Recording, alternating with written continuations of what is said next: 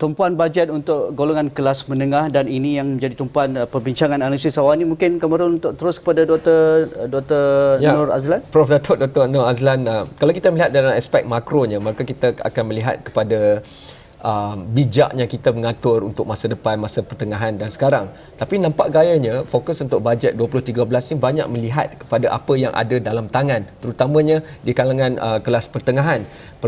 Perbelanjaan yang paling besar iaitu membeli rumah dan kereta, dia katakan hanya meninggalkan lebih kurang 30% ke 50% pendapatan bulanan contohnya untuk makanan dan sebagainya, dan itu juga gaya hidup kerana bagi mereka berada di sesuatu tempat yang mereka perlukan itu penting untuk rangkaian, bertukar pandangan dengan rakan-rakan sejawat dan sebagainya. Dalam konteks itu bagaimana Prof Azlan melihat kepada imbangan di antara aspek makro dan mikro ini?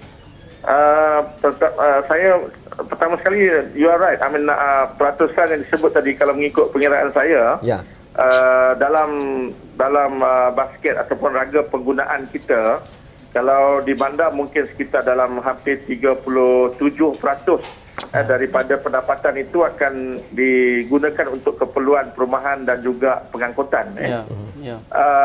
Saya pasti, tapi kedua-dua perkara ini sebenarnya penyelesaiannya bagi saya adalah dia amat bergantung antara satu sama lain.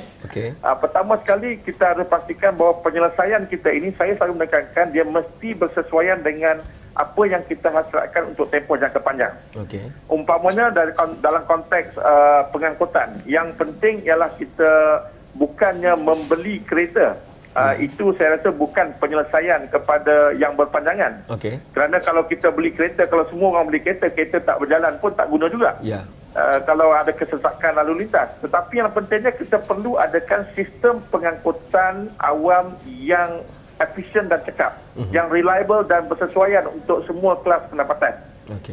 Dan dalam konteks ini, apa yang akan berlaku adalah sekiranya ada sistem pengangkutan yang sedemikian, maka dari segi penempatan kita boleh sebarkan. Apa yang berlaku sekarang ini, bila tidak ada sistem pengangkutan awam yang begitu reliable, maka penempatan itu dia ingin berada hampir dengan bandar.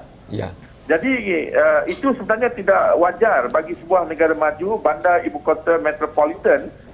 Penempatan biasanya berada dalam sekitar 1 jam daripada, ataupun dia berada di pinggiran, di luar kota, bukan di dalam kota.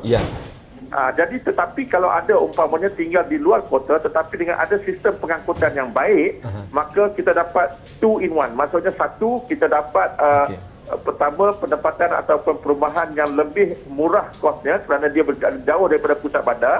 Tetapi keduanya, dia juga dapat menyelesaikan masalah pengangkutan. Dan berarti kita mungkin tidak, yang lebih baik ialah tidak perlu banyak menggunakan kereta. Prof, sistem pengangkutan seperti itu memerlukan banyak belanja daripada kerajaan dahulu.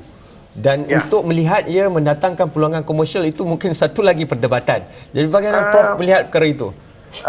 Memang sebenarnya pelaburan ataupun investment cost infrastruktur dalam pembangunan pengangkutan ini adalah, sistem pengangkutan ini besar. Tapi kita harus ingat bahawa dalam masa yang sama kita juga berbelanja untuk tujuan-tujuan subsidi yang mana dianggap sebagai subsidi yang hangus. Maksudnya kita belanja umpamanya pada ketika harga minyak melambung pada tahun beberapa tahun yang lalu, sekitar 2008 gitu, kita belanja hampir lebih kurang 30 bilion hanya untuk subsidi minyak umpamanya. Jadi apa yang kita perlukan untuk pembangunan sistem pengangkutan di bandar yang boleh menyelesaikan 2 in 1 ini, dua masalah ini, sebenarnya mungkin tidak sampai kepada 30 bilion. Jadi bagi saya ini adalah satu pelaburan yang penting, dan pastinya semua bandar-bandar besar di dunia yang menjadi tonggak utama kepada pertumbuhan ekonomi negara maju mempunyai sistem pengangkutan awam yang begitu baik dan juga bersesuaian untuk semua lapisan pendapatan, kelas pendapatan. Kalau kita ambil contoh negara jiran di selatan itu, Prof, dalam konteks itu, apabila pengangkutan awam semakin baik, maka tak adalah harapan untuk kita beli kereta ataupun mempunyai kereta dengan lebih murah. Saya pernah berinteraksi dengan beberapa pakar-pakar daripada Jepun umpamanya. Di sana mereka mengatakan bila kajian dibuat kepada anak-anak muda umpamanya, rata-rata mengatakan mereka tidak lagi berminat untuk membeli kereta. Kerana bila ditanya kenapa tidak berminat membeli kereta, kerana telah sampai ketika di mana memiliki kereta, memandu kereta itu dianggap sesuatu yang begitu menyusah dan merugikan masa. Tak cool lagi dah. Jadi berarti mereka akan menggunakan sistem pengangkutan dan dapat menyelesaikan banyak masalah. Prof, sebelum kita tinggalkan Prof, rumah ni. Ya. Kerap kali disebut kembali rumah mampu milik, sama ada bekalan dan orang kata ada tetapi sebenarnya menjadi spekulasi. Pandangan Prof, pendekatan ekonomi menangani ini bagaimana?